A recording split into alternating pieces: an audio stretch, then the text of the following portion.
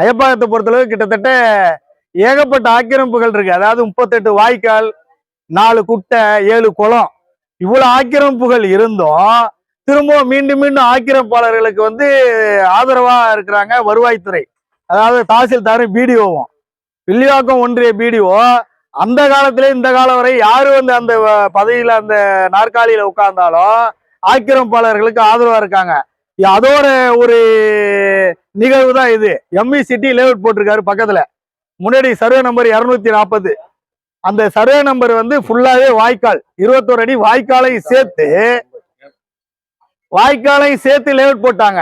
அதுக்கு அப்ரூவல் கொடுத்தது இந்த பிடிஓ தான், வருவாய்த்துறை தான் அப்ரூவல் கொடுத்துட்டாங்க. எப்படி நீதிமன்றங்கள் பல்வேறு உத்தரவுகள் போடுது, வாட்டர் பாடியில யாருமே அலோடு கிடையாது, எல்லாத்தையும் ஏறுன்னு சொல்லிட்டு, அதையும் மீறி இவங்க அப்ரூவல் கொடுத்துட்டாங்க. இவங்களே ஒரு குற்றவாளி தான், பிடிஓ தாசில்தார் எல்லாருமே. இன்னைக்கு யாரோ ஒருத்தர் ஆளுங்கட்சியை சார்ந்த ஒருத்தருக்காக ஒரு சதுர அடி 6000 6500 ரூபாய்க்கு வித்துக்கிட்டு இருக்காரு, வாய்க்கால வித்துக்கிட்டு இருக்காரு.